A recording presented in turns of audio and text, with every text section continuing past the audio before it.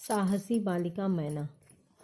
ज्वालामुखी पिता की बेटी ज्वाला बनकर ही पलती है। उसे कहाँ भय जल जाने का, जिसमें क्रांति ज्वाल जलती है। भगवान की पूजा करते समय असावधानी से यदि आपका हाथ जलती हुई अगरबत्ती में छू जाए तो क्या होता है? आपका हाथ तुरंत पीछे चला जाता है। लेकिन यह गाथा स्वतंत्रता के उस पुजारी की है जो झधकती चिता में एक नहीं 2 बार झोंकी जाकर भी अपने निश्चय से तिल भर भी पीछे नहीं हटे। यह बात है सन 1857 की। वह युग था जब अंग्रेजों से अपने देश को स्वतंत्र करवाने के लिए सारा देश क्रांति की आग में तप रहा था।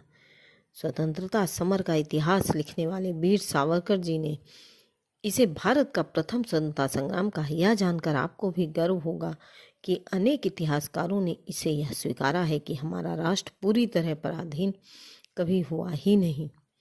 1857 के भी 100 वर्ष पहले से देश की स्वतंत्रता की लड़ाई चल रही थी, लेकिन 1857 का संघर्ष इतना व्यापक था कि उसे अंग्रेजों के विरुद्ध क्रांति का उद्यात बिंदु कहना अनुचित नहीं होगा। नाना साहब पेशवा इस महासमर के प्रमुख नेतृत्वकर्ता थे। कानपुर से कुछ किलोमीटर दूर बिठूर में उनका महल क्रांति का प्रमुख केंद्र बना हुआ था।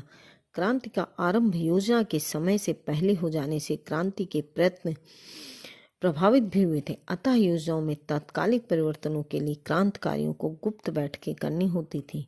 गुप्त रूप से देश भर में संदेश पहुंचाने होते थे। यह एक ऐसा ही अवसर था जब अंग्रेज सैनिकों को छकाते हुए नाना साहब अपने साथियों सहित बिठूर से बाहर अज्ञात स्थान पर गए हुए थे और उनकी 13 वर्ष की बेटी मैना महल में थी। अंग्रेज सेनापति हे ने सेना सहित महल को घेर लिया। उसे आदेश था कि नाना साहब को बंदी बनाकर महल को आग लगा दी जाए। हे ने आग लगाने से पूर्व महल को लूट लेना ठीक समझा। ऐसा करते समय ही उसे नन्ही मैना दिखाई देगी। मैना उसे कुछ जानी पहचानी सी लगी। उसने कड़क कर पूछा, हे छोकरी, तू कौन है? मैं नाना साहब की बेटी हूँ मैना। आपकी बेटी मेरी की सहेली? मैना भी हे को पहचान चुकी थी, पर उसने अपना परिचय छुपाया नहीं। नाना कहाँ है? हम उसे ले जाने वाले हैं, हे ने पूछा। वह मैं नहीं बता सकती, निर्भीक एवं स्पष्ट उत्तर दिया। वह चिढ़ गया। हम यह महल जलाकर राख कर देंगे। जान बचानी हो तो बता दो नाना कहाँ है।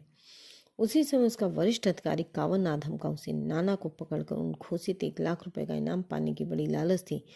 हे भूल गया कि मैना उसकी बेटी की उम्र की, उसकी बेटी मैरी की सहेली है। कावन के आदेश पर मैना को खम्भे से बांधकर कोड़ों से पीटा गया, लेकिन वह तो मानो वज्र जैसा हृदय रखती थी। उसके मुंह से एक भी गुप्त भेद प्रकट न हुआ। उसे कानपुर ले जाकर जलती चिता में झोंक देने का आदेश हुआ। महल तो पहले ही तोप से उड़ा दिया गया था।